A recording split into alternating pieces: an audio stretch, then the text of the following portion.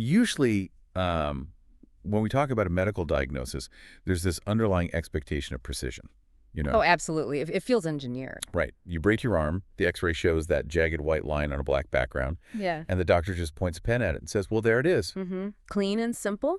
It is binary, broken or not broken. It's clean, and honestly, it is deeply comforting because we desperately want things to be visible and, easily categorized. We crave that certainty. Exactly.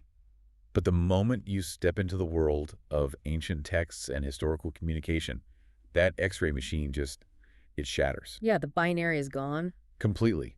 We are no longer dealing with clean binary lines.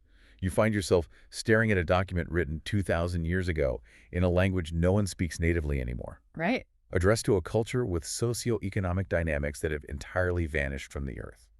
And your job, your incredibly daunting job, is to somehow take that ancient parchment and make it matter to a room full of people, People sitting in modern chairs, distracted by modern anxieties. with smartphones buzzing in their pockets. Yeah. It is the absolute definition of communicative muddy waters. I mean, the stakes for the person delivering that message are just incredibly high. Because if you lean too far one way, Right. If you lean too far into the historical data, you sound like a detached academic giving a lecture, and you completely lose the audience. yeah, they just glaze over. Exactly.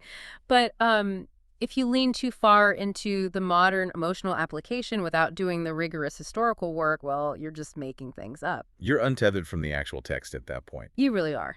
Which brings us to a framework designed to navigate that exact tension, developed by Gordon D. Fee. If you spent any time around New Testament exegesis or, communication theory regarding ancient texts, you know Fee. Oh, he's a legend in the field. He is. And today, we're opening up a specific excerpt of his work focused entirely on a short guide for sermon preparation. So the mission for this deep dive is to map out his highly practical, agonizingly specific workflow for you. Agonizing is the right word for it, yeah. It really is. Whether you are stepping into a pulpit this weekend, prepping for a teaching setting, or just trying to structure your own research time without falling down a Wikipedia rabbit hole. Which is so easy to do. So easy. We're looking at how you take complex first-century linguistic research and distill it into a relevant message for today.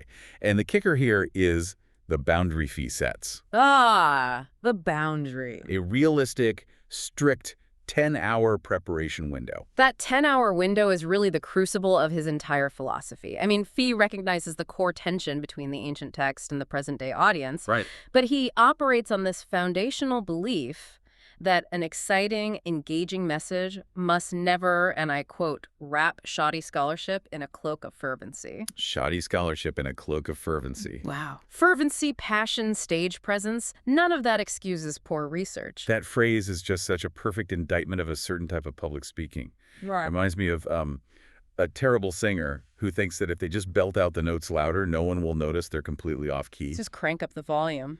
Exactly. Volume and passion cannot hide a lack of substance.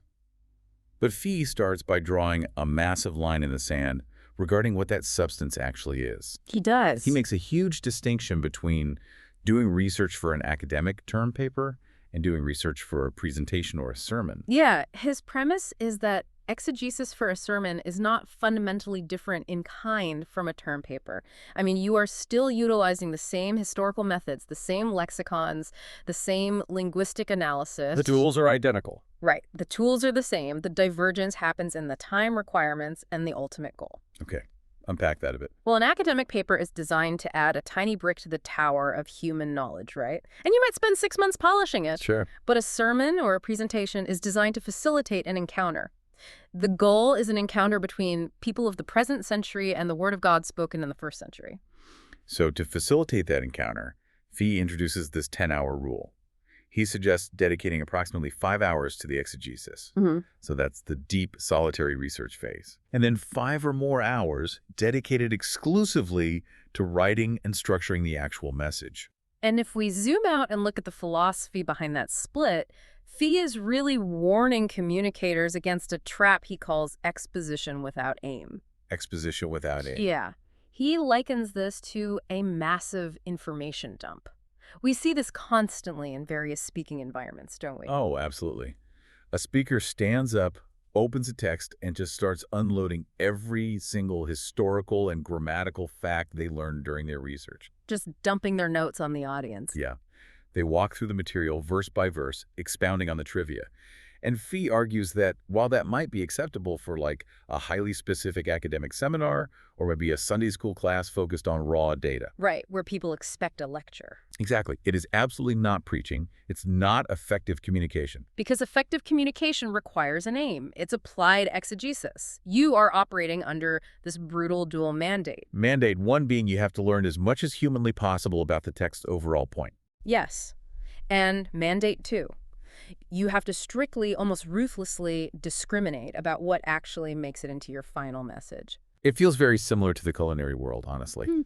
There's a massive difference between going to culinary school to learn food chemistry and actually cooking a meal for your family. That's a great analogy. I mean, a chef needs to understand the exact chemical reaction of yeast interacting with gluten, right? And how the ambient temperature of the kitchen affects the Maillard reaction on a steak. They have to know the science. Right. But when the family sits down at the table, they do not need a lecture on food chemistry. They just need to eat the meal. And the chef's deep knowledge of chemistry is what ensures the meal is nutritious and won't, poison anyone. Exactly. The rigorous research keeps the theological meal safe, but you never serve the chemistry textbook to the guests. You serve the bread. I understand that intellectually, but I have to push back on this from the perspective of human psychology. Okay, lay it on me. It is incredibly tempting to show off the hard work you did. I mean, if I isolate myself in an office and spend 3 hours digging through Greek root words, dissecting ancient Roman cultural practices, untangling a confusing paragraph. You want a gold star. Yes. My ego wants people to know I did that. I want the audience to see the sweat. I want credit for being smart. Oh, that is the most natural human instinct in the world. Yeah. And it is precisely what destroys a message. Really destroys it. Yes. Fee explicitly warns against this urge. He says you must fight the desire to parade your exegesis and thus appear as the local guru. The local guru. Ouch. Right. When a speaker parades their research, the focal point shifts from the transformative power of the text to the intellect of the speaker. It becomes about me, not the message. Exactly. Knowledge in this specific communication framework is only valuable if it serves the application. Your objective is to catalyze a change in the listener's life, not to impress them with your grasp of ancient syntax. All right, so the ego gets checked at the door. We have our boundaries. 10 hours total. We are starting the clock on the first block, the 5 hours of research. Let's do it. And Fee suggests dedicating the first chunk of time, roughly an hour and 20 minutes, to just getting your bearings without getting lost in the weeds. And the very first instruction he gives is to read the larger context. Yeah. You never, ever isolate the text you're going to speak about. Right. If you are examining a few verses in an epistle, you sit down and read the entire short epistle in one sitting. Just power through it. Exactly. If you're teaching from a gospel, you read a massive logical section of it. For instance, if you're focusing on a story in Mark chapter 9, you read everything from Mark 8.27 all the way through chapter 10.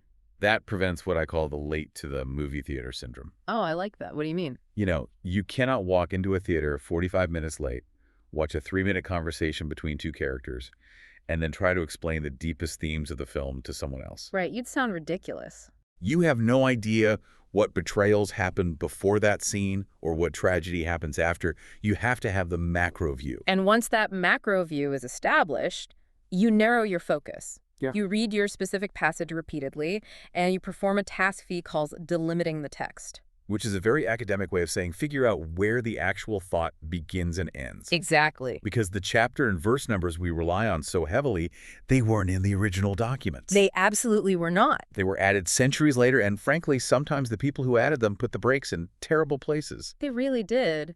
The chapter and verse divisions are entirely secondary, and relying on them blindly will fracture your understanding of the author's logic. Give me an example of that. Well, Fee points out a fascinating example from the Gospel of Mark. Suppose you are preparing a message on Mark 9, verses 49 and 50. Okay.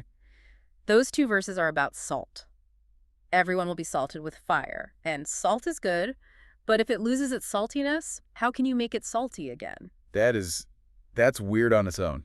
It is. If you just read those two verses, you are dealing with a bizarre, isolated proverb. But if you delimit the text properly, you notice that verse 49 begins with the word for in Greek, Ah. a connection word. Yes, it is grammatically tethered to the preceding verses. To truly understand the sayings about salt, you have to expand your study boundaries backward to include verses 42 through 48. And what are those verses about? They are intense warnings about cutting off your hand or foot to avoid sin in hell. So even if you only plan to speak to the audience about verses 49 and 50, your study must encompass the entire thought unit. And while you are reading this delimited passage over and over, Fee emphasizes reading it across multiple translations, but not just random translations, specifically the ones you know your audience uses. Yes, this is crucial. If you are speaking to a room and you know a large demographic grew up reading the King James Version, you absolutely must know how the King James translates your passage. You are anticipating their internal friction. Right, because if you stand on stage and say the text means one thing, but they're looking down at a Bible that uses a completely different word, you've lost their trust. Unless you preemptively address that gap. Exactly. And anticipating that friction leads directly into one of Fee's more demanding instructions for this first hour.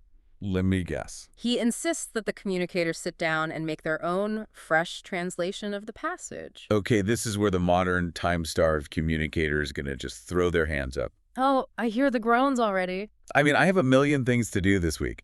If my Greek is weak or non-existent, why am I spending precious minutes trying to stumble through translating an ancient language when I have 10 professional committee-produced translations sitting on my desk? It feels redundant, doesn't it? Why don't I just make a grammatical mess of it? Well, the goal here is not to produce a manuscript for scholarly publication. Even if your Greek is incredibly weak, you use the available tools, interlinear Bibles, lexicons, software. Just looking at the English words stacked underneath the Greek text. Exactly. The value of this exercise is the friction it creates in your own mind.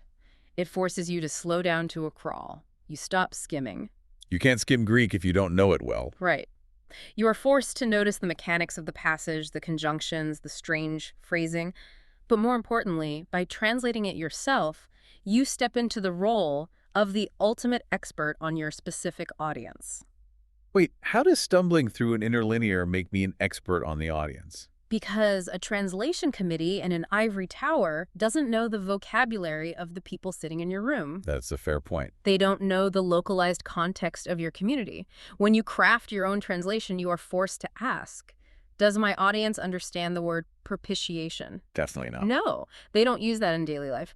So, looking at the root meaning of this Greek word, how would a person in my community express this concept? You bridge the educational gap before you ever write the sermon. I see. You're pre-digesting the language for them. And as you are wrestling with this translation, Fee suggests compiling a list of alternatives. You note the places where the major Bibles disagree with each other. But he also suggests a structural exercise, what he calls a sentence flow schematic, to visualize the logic. The sentence flow schematic is crucial for breaking down dense, convoluted arguments, particularly in the epistles. Because they can get really wordy. Very. Instead of reading a block of text, you visually diagram how the clauses relate to the main verb. Fee uses an example from 1 Peter chapter 2 that perfectly illustrates why this is necessary.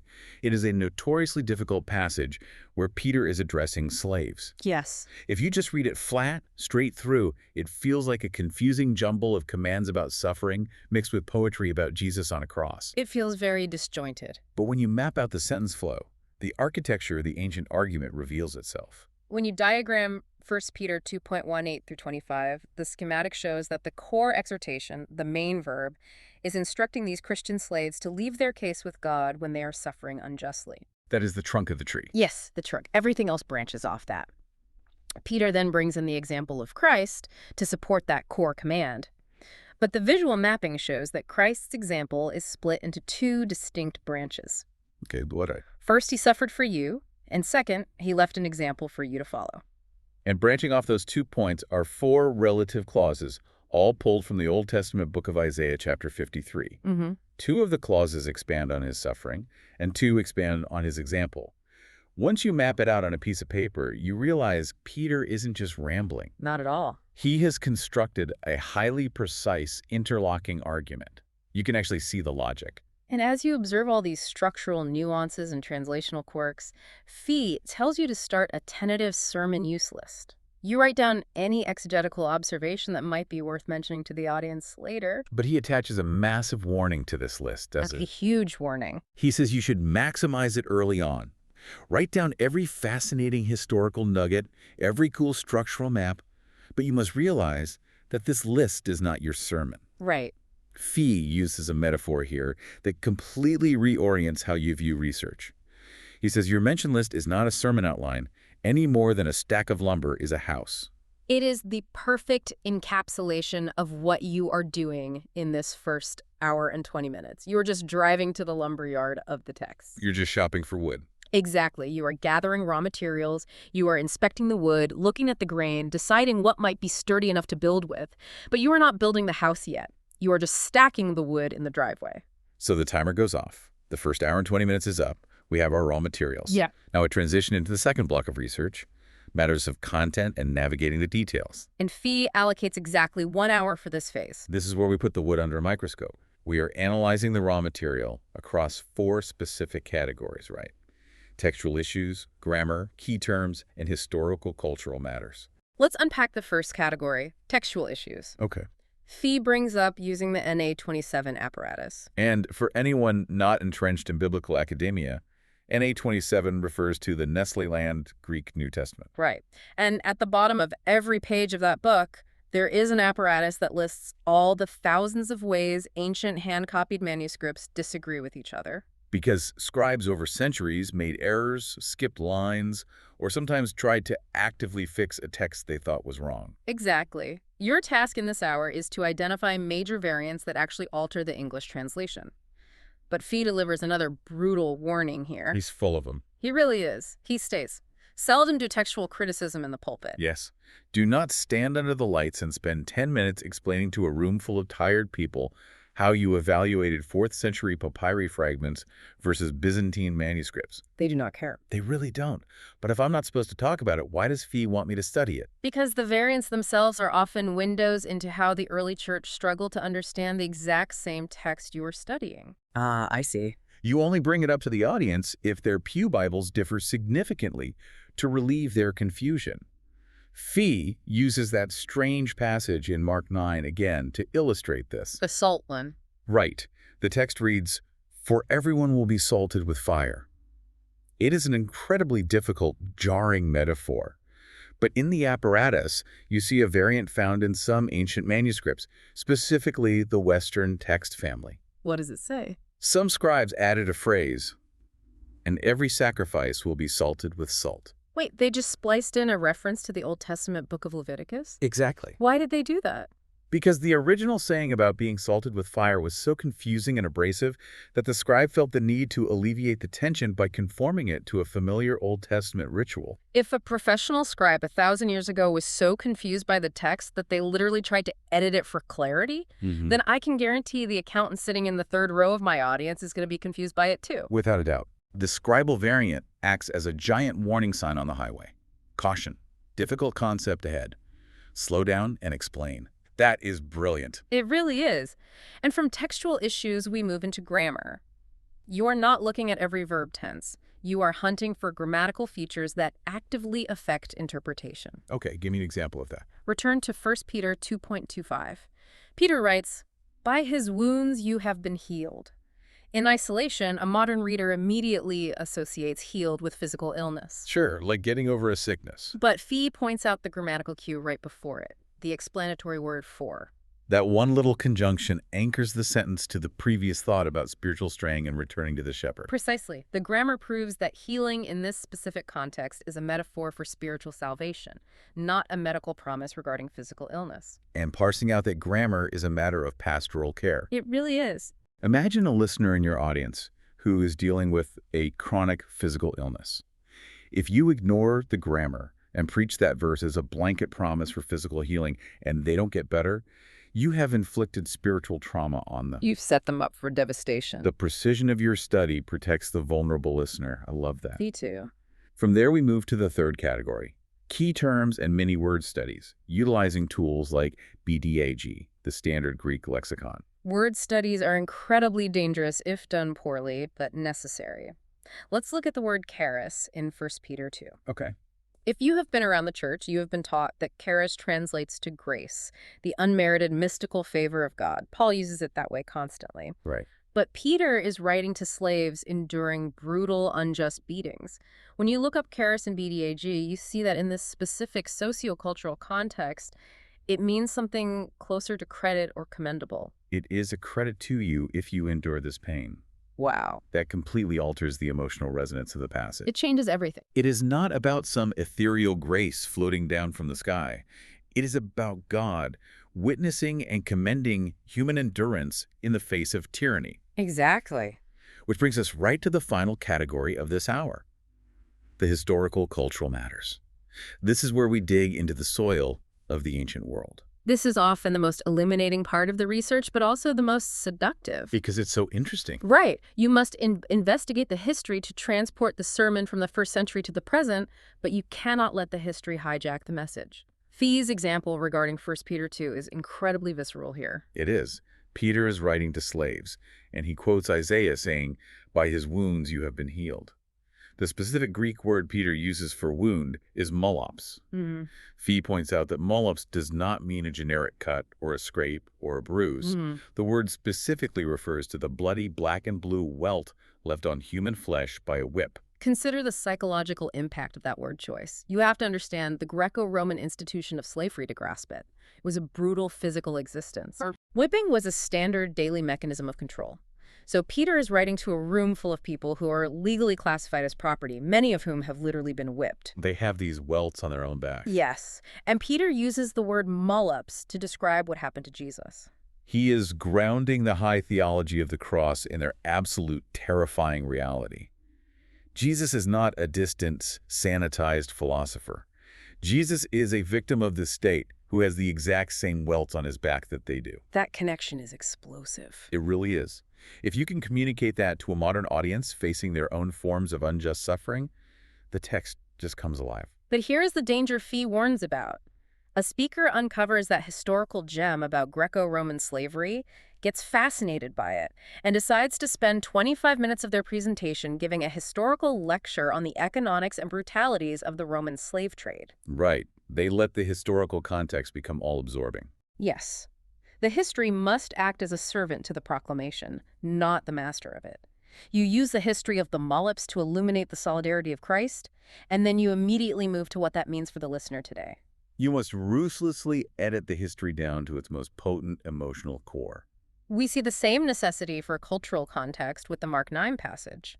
Jesus is talking about hell, using the specific word Gehenna, and then rattling off 3 distinct metaphors for salt. Right, salt on temple sacrifices, salt as a flavor enhancer or meat preservative, and salt as an ancient symbol of a covenant bond. If you do not spend time in this hour researching how salt functioned in the ancient Near East, you will completely butcher the application. This entire hour of scrutinizing the details is about earning the right to be simple later. Well said.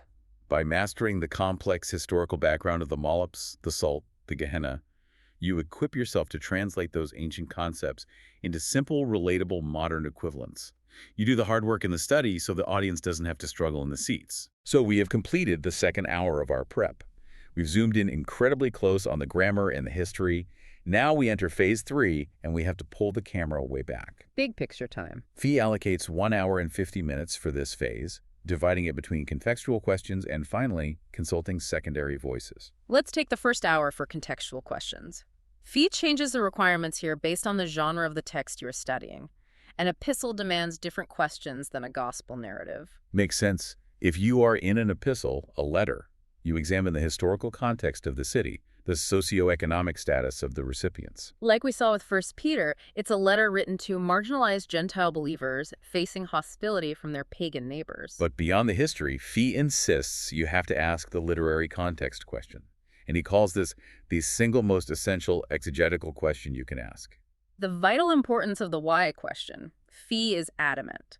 You have not finished your exegesis until you can clearly explain why the author put this specific sentence in this exact location in the argument. Why did Peter insert an Old Testament poem about the suffering servant directly after a command to slaves? how does it serve the overarching point of the letter? Exactly. If you can't articulate the flow of the argument, you end up lifting verses out of context and making them say whatever you want them to say. Which happens all the time. Now, if you are in the Gospels, the questions shift.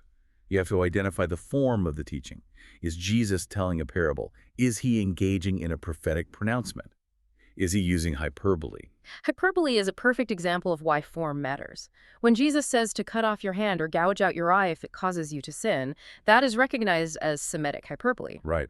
If a speaker fails to identify that literary form and applies it as a literal directive, the results are catastrophic. Yeah. You do not apply a hyperbole the same way you apply a literal command like love your neighbor. Fee also suggests using a tool called a synopsis when studying the Gospels.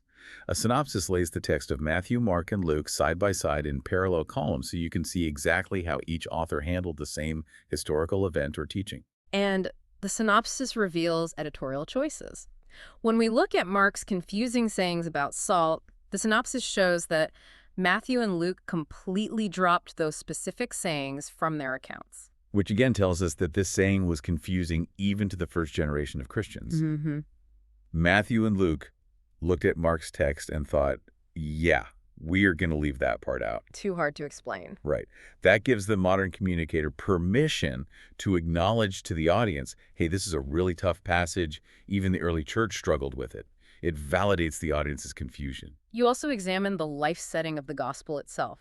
Mark's gospel was most likely compiled in Rome during a period of intense persecution, possibly under Nero. So high stakes. Very high stakes. The original readers were watching their friends and family members get thrown to wild animals in the arena. So when Mark includes Jesus' teachings about discipleship being tried by fire, it resonates with an immediate, terrifying urgency for a Roman audience that a modern reader in a comfortable suburb completely misses. Okay, we have spent an hour on context. We have exactly 50 minutes left in this block. And now, deep into the process, Fee finally permits the communicator to open a commentary and consult the secondary literature. Finally. Honestly, I have to stop here and violently protest on behalf of every modern person listening to this. I expected you might. We live in an era of unprecedented, instantaneous efficiency. Yeah. I have AI tools, I have digital libraries. If I have a question about what 1 Peter 2 means, I can type it into a prompt, and in 4 seconds I have a synthesized summary of the top 15 scholars of the last century. It's incredible technology. It is. Waiting until I am 3 or 4 hours deep into a manual, agonizing process to finally consult the experts feels like arrogant stubbornness. Why am I reinventing the wheel? It does feel inefficient, doesn't it? If a PhD spent 10 years of their life writing a commentary on 1 Peter, why do I think my 3 hours with an interlinear Bible is going to uncover something they missed? Why risk getting it entirely wrong for 3 hours? It is the most common modern pitfall, and it is destroying the authenticity of public communication. Really destroying it. Yes. Fee's warning here is severe, and it strikes at the heart of what it means to be a communicator rather than just a reporter. He argues that if you read the commentaries first, before you have wrestled with the text yourself, you will always be preaching from someone else's work, and you will never have confidence that the text is your own. So I essentially become a cover band playing someone else's greatest hits. Yeah. I'm just parroting their convictions. Exactly. Independent synthesis is the only thing that allows a communicator to tailor a message to their specific congregation. That PhD who wrote the commentary in 1995 is brilliant, but they do not know the people sitting in your room next Tuesday. That's true. They do not know the single mother in the third row who just lost her job. They do not know the executive in the back row who is struggling with a massive ethical failure. The AI model certainly doesn't know the localized pain of your community. Only you do. Exactly. If you outsource the initial discovery process to the experts, you bypass the very friction required to connect the ancient truth to your local reality. That makes profound sense.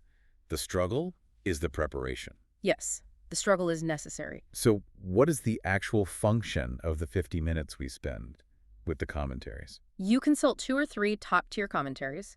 For 1 Peter, Fee recommends scholars like Achtemeier, Michaels, and Davids for 3 highly specific reasons. Okay, what are they? First, you look up the places where you genuinely got stuck during your translation work to see the scholarly options. Second, you compare your independent interpretation with theirs. If their argument based on the grammar is more convincing than yours, you have the humility to adjust. Course correction. Right. And third, you read to ensure you didn't miss a massive cultural or textual issue that would embarrass you. Commentaries act as the guardrails to keep you on the road, not the steering wheel that determines the destination. You retain ownership of the text. All right, we are entering the final block of the research phase. We have 70 minutes left on the clock. We are moving into phase 4, theology and application strategies. Fee divides this final research sprint into 30 minutes for establishing the biblical theological context and 40 minutes for explicitly mapping the application. The theology block is about harmonizing. You have to relate your specific passage to the grand narrative of the rest of Scripture. Does it align? Does it fill in a gap? Fee highlights a fascinating theological tension here regarding our 1 Peter text. Let's hear it. Peter is instructing Christian slaves on how to endure suffering under pagan masters. But if you cross-reference that with the Apostle Paul's letters, like Ephesians or Philemon Paul, frequently addresses situations where the slave and the master are both Christians. Which fundamentally alters the theological and relational dynamic. It completely changes the power dynamic. If a master and a slave are participating in the Eucharist together on a Sunday morning as spiritual equals, the ethical exhortations are entirely different than if the master is a pagan who actively despises the Christian faith. Recognizing those scriptural gaps and differences in context is vital for theological integrity. You cannot preach Peter's instructions as a blanket rule for all power dynamics without recognizing Paul's nuanced approach to Christian equality. Then we hit the final 40 minutes of exegesis, application. This is where the ancient text finally collides with modern reality. The rubber meets the road. Exactly. Fee instructs the communicator to begin listing the explicit and implicit life issues found in the text. You must clarify the nature of the text. Is it informative, meaning it is designed to shape our faith and what we believe? Or is it directive, meaning it is demanding a specific action or change in behavior? Identifying whether a text requires belief or action is the first step, but Fee's true genius in this section is his strategy for demographic application. Demographic application. Yes. He introduces an application matrix. He argues that avoiding vague general application is the absolute secret to powerful, life-altering communication. We have all sat through presentations with vague applications. Oh, painfully vague. The speaker gets to the end of a 30-minute talk and concludes with, "So we just really need to try harder to be good this week," or "let's just remember to love each other." It means absolutely nothing. Psychologically, it triggers the bystander effect. When you speak a general command to a room of 200 people, everyone assumes you are talking to the person sitting next to them. No one takes ownership. Precisely. To combat that, Fee says you must force your application through a matrix of specific audiences. First, you ask, is this application meant for an individual, or is it a corporate command meant for the entire community or institution? And if it is for the individual, he pushes you to slice the demographic even thinner.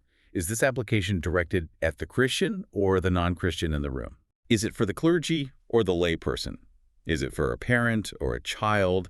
Is it aimed at the strong and privileged or the weak and marginalized? Is it a warning for the haughty and arrogant, or a comfort for the humble and crushed? Let's run your previous hypothetical through this matrix. Yeah. You are standing on stage, and you have distilled 1 Peter 2 down to the concept of enduring unjust suffering. Oh, yeah. If you tell the room, we must all endure suffering, it falls flat. But if you look at the CEO in the front row, the person operating from a position of haughtiness and power, you ask, what does this text say to you about how you treat your employees when you hold all the cards? That's pointed. Then you pivot. You look at the single mother or the teenager dealing with relentless bullying, the humble and the crushed. You apply the exact same text differently. How does the fact that Christ shares your exact wounds give you the dignity to endure this Friday? By forcing the exegesis through these hyper-specific demographic lenses, you guarantee that the historical research actually lands in the listener's daily life. You are categorizing the life issues. Does this impact their interpersonal relationships, their finances, their behavior on social media, their family dynamics? This 40-minute block is the bridge. You are taking the raw historical material and engineering how the modern convoy will drive across it. The timer hits 0. The 5 hours of exegesis are officially over. The research phase is closed. Halfway there. It is time to step out of the study and prepare for the stage. We are moving from the desk to the pulpit for the final 5 hours of our 10-hour window. And honestly, This is where so many brilliant researchers fail. They really do. They have incredible data, but they cannot construct a compelling message. Because the transition requires a complete psychological shift. You're moving from the analytical to the pastoral, from the academic to the personal. Right. And Fee marks this transition by instructing the communicator to begin this final 5-hour block, not by writing an outline, but by spending time in afflection and prayer. He insists that preaching, or any truly transformative communication, is fundamentally an affair of the heart. The communicator must personally respond to the word first before they ever attempt to persuade an audience. Yes. I want to dwell on a specific phrase Fee uses here, because it is haunting. He writes, "It is very difficult to communicate as urgent to others what has not first spoken to oneself." That is the ultimate antidote to sounding like a detached academic or a slick salesman. Exactly. If you are trying to sell a product you don't actually use, the audience senses the inauthenticity immediately. If you have spent 5 hours analyzing the grammar of a text about humility, but you haven't sat in silence and allowed that text to interrogate your own arrogance, your own hypocrisies, your own fears, You will simply be delivering a book report. yeah. You have to experience the medicine before you prescribe it to the room. The text hasn't wounded you or comforted you in the silence of your office. Your passion on stage will just be that cloak of fervency we talked about earlier. Once that internal personal alignment occurs, you begin the architectural phase of constructing the message. Fee says you must begin with a crystal clear sense of purpose. He outlines 3 foundational pillars that must be established before you write a single paragraph of your manuscript. Let's break those 3 pillars down exhaustively, because this is where the house actually gets built. Pillar number 1, main points. But Fee defines this through a critical lens. It is not what are the main points of my research. It is what does the congregation need to hear versus what I needed to know to prepare. This circles back to our food chemistry analogy. Exactly. During your research, you needed to know the complex relationship between the Western text variant and the Levitical sacrificial system in Mark 9. You needed to know that to ensure your interpretation was sound. Right. But does the single mother trying to keep her family intact need to know about Western text variants? No, she really doesn't. She needs the theological nourishment, the truth that discipleship will involve fiery trials, but those trials serve a purifying purpose. Determining the main points is an exercise in brutal curation. You're translating your dense research into accessible, life-giving truth. Pillar number 2, purpose. You have to clearly define the ultimate goal of the time you are taking from the audience. Is this specific sermon primarily informational, or is it exhortational? The tone of the entire presentation shifts based on that answer. If the purpose is informational, perhaps you are teaching on the historical realities of the Roman cross to ground their faith in history. Your tone is educational, steady, and illuminating. Just laying out the facts. Right. But if the purpose is exhortational, if you are using that history to call them to repent of a specific communal sin, your tone must carry an undeniable prophetic weight. You are moving them from apathy to action. And that leads directly to pillar number 3, response. A communicator must know what success looks like before they start speaking. Are you trying to affect a change in their thinking or a change in their behavior? It is the classic homiletical divide. Aren't trying to comfort the afflicted or afflict the comfortable. Such a great way to put it. If you are preaching to the marginalized slaves in Peter's audience, your response goal is comfort and endurance. If you are preaching to wealthy landowners exploiting those slaves, your response goal is deep affliction and immediate behavioral repentance. You must aim at a specific target. Once those 3 pillars are set in concrete main points, purpose, and response, you begin to physically outline and construct the presentation. And Fee drops a piece of structural advice here that feels incredibly liberating. Oh, this is my favorite part. He explicitly tells the communicator, do not feel compelled to follow the outline of the biblical text itself. This is perhaps the most common structural mistake made by communicators trying to be faithful to a text. They assume that because the Apostle Paul made 3 points in a specific chronological order in a letter written 2,000 years ago, that the modern presentation must rigidly follow those exact 3 points in that exact sequence. What? But Paul was writing a letter to be read aloud in a specific cultural setting. You are delivering a 30-minute keynote to a modern audience with entirely different attention spans and cognitive processing habits. The medium has changed. Precisely. Fee argues that the sermon is not a rehash of the exegesis. You must be selective. The logic of your presentation must be your own, engineered to build toward your specific goal. So you have options. Many options. You can use a fascinating piece of your historical exegesis as the opening hook to grab their attention. You can weave the grammatical insights subtly point by point.